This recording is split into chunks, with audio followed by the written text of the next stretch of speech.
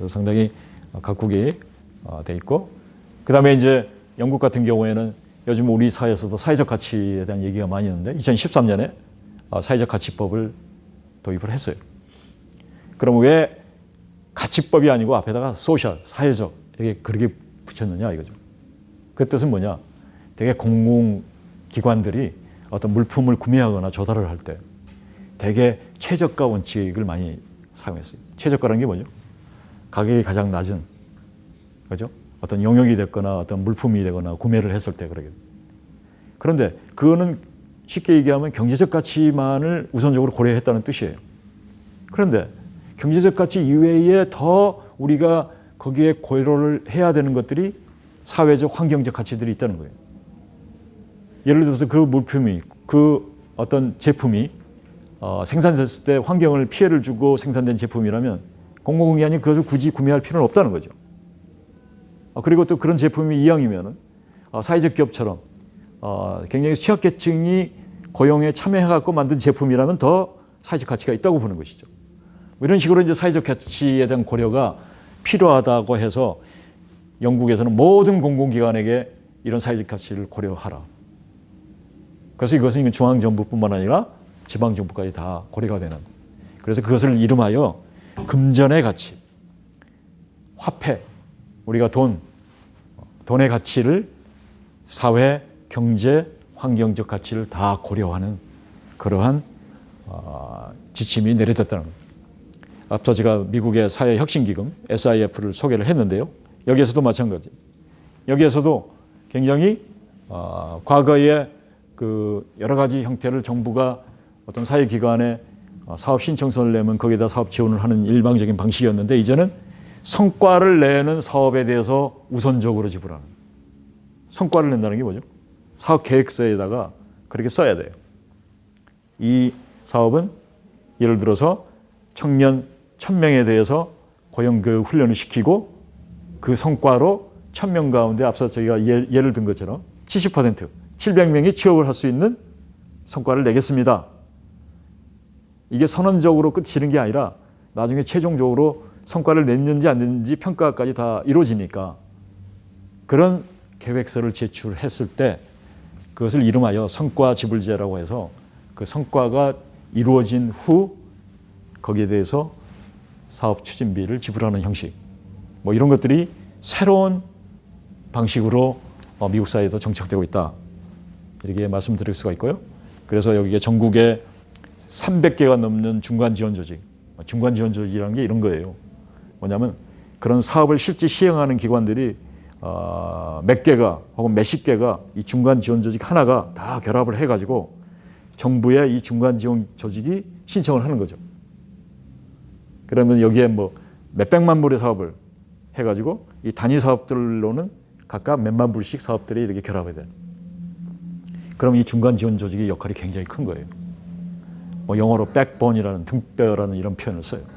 그 정도로 사업의 전체 이 실제 시행을 하는 기관들의 사업을 다 자문도 해주고 계획서에 참여도 해주고 뭐 이런 소셜 임팩트의 설계 같은 것도 다 해주고 하는 정도로 하고 나중에 그것이 실제 사업의 시행에 들어갔을 때 시행을 제대로 잘할 수 있는지 모니터링이라든지 평가라든지 이런 것들 다 자문해주고 그래서 그것을 모아서 정부 기관에 사업을 신청하는 거다 보니까 굉장히 중간 지원 기관들의 역할이 굉장히 커요. 그래서 뭐 35개 주 정부, 미국의 50개 주 가운데 뭐 이렇게 해가지고 개인이 뭐 59만 정도가 참여할 정도로 임팩트 투자의 혁신 기금의 사업이 이렇게 규모를 늘릴 수가 있었다. 그리고 앞서 말씀드린 대로 흥미로운 게 민간 기금의 매칭이에요. 민간 기금의 매칭. 위에 보세요. 연방에서 즉 연방 정부가 돈을 낸 게 2억 4,300만 불 정도인데 민간 기금이 매칭이 5억 2,800만이니까 저것의 2배가 넘었죠. 그죠? 2배가 넘을 정도로 매칭이 돼서 들어오니까 사업의 규모가 대상이 지역이 더 넓어지는 이런 의미를 가지고 있습니다. 이런 기세를 계속 유지하면서 미국은 올해 2월 달에 굉장히 흥미로운 법을 하나 만들었어요. 결과 지불을 위한 사회 임팩트 파트너십이라고 만들었어요. 그래서 이런 말이에요. Social Impact Partnership to Pay for Result. 결과를 내는 사업에 지불하는 사회적 임팩트 파트너십을 만들어 놓고 그 파트너십의 목적에 대해서 이렇게 길게 설명을 하고 있어요. 이게 하나하나가 굉장히 중요한 의미를 가지고 있어요. 아마 우리 사회에서 이걸 적용한다면 굉장히 힘들 거예요. 미국은 지금 하려고 하고 있습니다. 보세요. 결과를 달성할 수 있는 사회적 프로그램에 자금을 지원해 미국에서 도움이 필요한 가족 개인에게 삶의 개선하기 위해서. 그러니까 개선이라고 하는 결과를 내야 된다는 거죠. 두 번째, 객관적인 데이터에 근거해 비효율적인 프로그램으로부터 증명할 수 있고 측정 가능한 프로그램으로 자금을 전용하기 위해서. 그러니까 비효율적인 프로그램은 이제 문 닫겠다는 거예요. 사업 결과를 내는 데는 더 이상 지원 안 하겠다는 거예요. 그래서 그 자금을 측정 가능한 사업의 결과를 낼 수 있는 프로그램 쪽으로 이동하겠다. 세 번째, 서비스 수령자, 납세자 모두에게 긍정적인 결과를 만드는 서비스의 연방기금이 효과적으로 사용되도록 하기 위해서 국가의 가장 위급한 문제에 대응하기 위해 사회 임팩트 협력을 활용하기 위해 그 밖에 5, 6, 7에 대해서는 여러분들이 읽어도 될 겁니다. 이 정도로 상당히 미국도 소셜 임팩트를 이미 법을 통해서 법이 등장했다는 건 뭘 의미하죠? 소셜 임팩트가 주류화가 이미 됐구나. 주류하고 있다. 이 모든 정부 기관들이 이렇게 움직이고 있구나. 이것을 보여주는 하나의 단서라고 볼 수 있어요. 자, 마지막으로 이제 저는 오늘 결과 지불과 사회 임팩트 패러다임이 지금 되고 있을까? 이거에 대해서 몇 가지 객관적인 자료를 제시하고 제 강의를 마치도록 하겠습니다. 지금 굉장히 앞서 설명드린 대로 경제가 좋지 않고 계속 정부도 마찬가지고 기업도 그렇고 시민사회도 그렇고 여러 가지로 재정적인 압박을 많이 받고 있습니다. 그런 재정적인 압박, 그래서 재원이 없는 가운데 어떻게 하면 사회 문제 해결을 더 잘할 수 있을까? 이 고민, 이게 사회 혁신이고 정부 혁신의 핵심이 된다고 볼 수 있죠. 그런데 그 가운데 이제 요즘에 사회적 임팩트 투자의 가장 결정체라고 보는 사회 임팩트 채권이 SIB, 저게 미국이나 영국에서 굉장히 지금 핫한 상품으로 좀 떠오르고 있어요. 이게 국내뿐만 아니라 해외까지 적용이 되고 있어요. SIB라고 이름하여서 우리 사회도 지금 2개가 실험적으로 하고 있죠. 경기도하고 서울시하고 2개가 하고 있어요. 그 결과에 대해서는 아직 안 나왔는데 아마 내년쯤에 아마 그 결과가 나오면은 우리 사회에서 사회 임팩트 채권이 저게 의미가 있는가, 계속 활용할 만한가, 그런 데 대한 논의가 늘어나지 않을까 하는 생각이 듭니다. 그래서 미국의 비영리 섹터가 어떻게 결과에 대해서 이제 결과를 생산하지만 안 된다. 모든 프로그램, 프로젝트가 결과 쪽에 초점을 맞추는 사업으로 가야 된다 하는 분위기를 반영하는 미국의 전국 조사 결과를 제가 2개만 가져왔습니다. 하나는 보세요. 이게 사업을 여러 기관에서 받아올 때 비영리 섹터들은 아무래도 자기들이 돈이 없으니까 정부를 받아오든지 어떤 재단에서 받아오든지 공모 형식으로 받아올 때 거기서 요구하는 것들이 많아요. 그 요구하는 사항들이 이렇게 됐어요. 뭐냐? 여기 자료를 보게 되면 이게 전국적인 비영리 기관들의 서베이니까 서베이 결과 여기 하나하나 읽어보겠습니다. 산출과 결과 자료를 의사결정에 활용한다. 어떤 중요한 사업을 결정할 때, 전략을 짤 때 거기에 산출, 제가 앞에 저희가 산출의 의미에 대해서 공부했어요. 결과가 뭔지도 말씀드렸어요. 산출보다 더 의미 있는 게 뭐죠? 결과죠.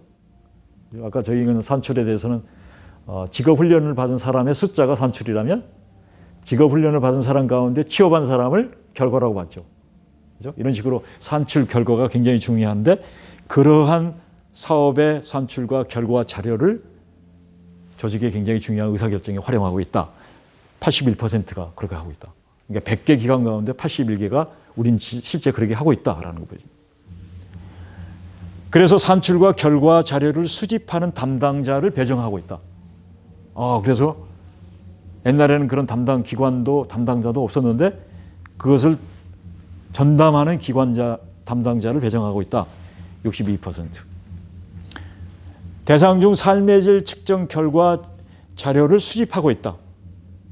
즉 자기들이 사업하는 대상자들이 청년이 됐건 노숙자가 됐건 이런 대상들이 있는데 그 대상들이 자기들이 지원한 사업을 통해서 삶의 질이 개선이 됐는지를, 변화가 이루어지고 있는지를 자료를 수집하고 있다. 100개 기관 가운데 74개. 이 정도면 엄청 대단한 거예요. 프로그램 생산성 측정의 산출 결과를 수집한다. 즉 자기들의 프로그램의 성과 평가를 하는데 거기에 산출 자료를 기반으로 해서 우리 사업이 성과가 있었는지 잘 되고 있는지 생산성이 있었는지 측정한다. 변화 이론을 갖고 있다. 변화 이론이라는 게 뭐죠? 나중에 변화 이론 얘기 많이 해요. Theory of Change라고 표현하죠. 그건 뭐냐면 이미 우리가 앞에서 공부한 내용이에요. 뭐냐면 투입, 산출, 결과, 임팩트. 이런 식으로 변화가 이루어진다는 거예요. 변화가. 그죠? 투입을, 돈을 이만큼, 조직을 이만큼 투입하면 이만큼의 산출이 일어난다. 이런 변화가 있을 것이다. 그래서 이런 산출이 또 이런 결과를 만들어내겠다. 이것도 변화다. 그래서 이런 변화들이 결국 장기적으로 지속되면 임팩트가 이루어진다.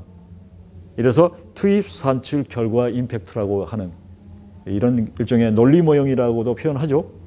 이 논리 모형을 기초로 하는 것을 일반적으로 변화 이론이라고 얘기해요. 변화 이론을 갖고 있다. 49%. 아직은 절반 이상이 안 됐네요. 그다음에 마지막 하나 더 보겠습니다. 저 위에는 앞으로 지금 향후 계획하고 지금 지난 1년간의 실천한 자료를 2개를 보여주고 있어요. 앞으로 이런 계획을 가지고 있다가 막대 그래프가 약간 희미한 것이고 지난 1년간 우리가 실천했다 하는 것이 막대 그래프가 좀 진한 것이에요. 보세요. 증여, 용역 이외의 융자 등 투자를 추진하고 있다. 자기들이 사업을 하는데 옛날에는 주로 증여에 의존했다는 거예요. 증여라는 건 뭐죠? 영어로 그란트라는 거예요. 그 주는 쪽에서는 그 돈을 주면은 그냥 그 돈이 어떤 투자나 이런 것이 의미가 아니고 그냥 그때 소비되고 마는 거예요. 그 증여라고 해요. 용역이라는 것은 뭐 사업 용역을 위탁을 받아가고 하는 경우. 그런데 융자라고 하는 것은 뭐냐면 이것은 앞서 저희가 얘기했던 사회 임팩트 투자의 한 방식으로 융자가 가장 많이 쓰고 있어요. 일반적으로 영어로 론이라고 하잖아요. 론. 그죠? 그 융자를 받는다는 것은 뭐냐? 자기들의 사업에 임팩트 투자를 할 준비를 하고 있다. 그래서 이미 했다는 조직이 12%인데 앞으로 할 계획이다가 16%로 서서히 여기도 사회적 임팩트 투자를 준비하고 있다라고 보는 것이죠. 결과 측정과 달성을 요구하는 펀딩을 수주하겠다. 펀딩. 정부나 여러 금융기관이나 여기에서 이제 펀딩을 해줘요. 근데 펀딩의 조건이 뭐냐? 결과를 측정해야 되고 결과 달성하는 지표를 내놓고 그 사업 계획을 가지면 우리가 펀딩을 해주겠다. 그래서 결과가 달성이 돼야지만 돈을 주는 방식. 이게 앞서 저희가 공부했던 결과 지불제의 핵심이 되죠. 그걸 하겠다 합으로 38, 39% 나올 정도로 아직은 많이 그렇게 늘어나지 않지만 상당한 진전이다 저는 그렇게 보고 있습니다. 그 다음에 결과 측정과 달성을 요구하는 펀딩을 이미 신청했다. 여기도 35%, 39%라고 하는 것은 상당히 진전을 많이 이루어진 것이다. 이것을 조사한 기관은 미국의 Non-Profit Finance Fund라고 해서 비영리 기관들이 사업을 하는데 사업 자금이 부족하니까 어려움을 겪고 있으니까 전국적인 조직을 만든 것이 이 조직이에요. 그래서 이 조직에서 매년 굉장히 중요한 이 회원 기관 단체들을 조사를 하는데 여기서 조사한 기록들이 상당히 의미 있고 이것을 통해 갖고 저희가 미국의 이런 시민사회 전반에 걸쳐서 결과 지불과 사회 임팩트 투자에 대한 준비가 상당히 진전되어 있다. 그럼 결론적으로 우리나라는 어떻겠습니까? 우리나라는 제가 볼 때 이거 한 10% 될까?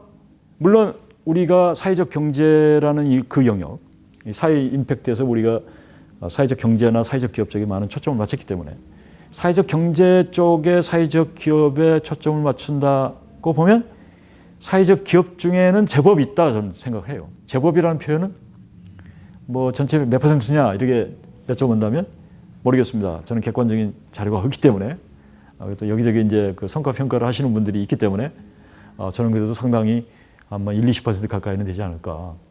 되게 추산입니다만. 그래서 사회적 경제나 사회적 기업이나 이런 쪽에는 좀 이런 결과 산출에 초점을 맞춘 사업들을 추진하려 하고 추진했고 하는 흐름이 있다. 그러나 그것을 더 확장해서 이 사회적 기업이나 사회적 경제 이외의 다른 시민사회까지 확장한다면 그거는 우리가 갈 길이 멀다. 여전히. 그렇게 보고 있습니다. 그러나 저희가 오늘 다뤘던 주제 소셜 시대는 지금 우리 사회도 성큼 와 있고 상당합니다. 그러나 사회적 임팩트까지 가는 그 패러다임 쪽으로는 아직은 좀 더 많이 가야 된다. 그러려면은 정부의 역할도 있을 거고 기업도 거기에 대한 관심을 가져야 되는데 뭐 기업도 앞서 제가 소개하는 LG나 뭐 포스코나 뭐 등등 SK나 뭐 이런데 등이 상당히 주도적으로 움직이지만 대기업이나 기업 전체에 그게 확산된 것은 아니고 시민사회는 또 대개 그러한 정부나 기업 쪽에 재정적인 의존을 해왔던 조직이다 보니까 그러니까 자구적으로 뭔가 사회적 경제나 사회적 기업을 꾸려갖고 성공을 한다? 이런 모험을 하려고 하지 않아요. 두려워하고 있어요, 아직도. 그리고 일부 그런 시도를 해서 실패한 사례들까지 지금 나오고 있어요. 그러다 보니까 우리 사회 전체로 봤을 때 사회적 임팩트 패러다임 이 얘기는 상당히 좀 갈 길이 멀다. 이렇게 말씀을 드리고 제 강의를 오늘 마치도록 하겠습니다. 감사합니다.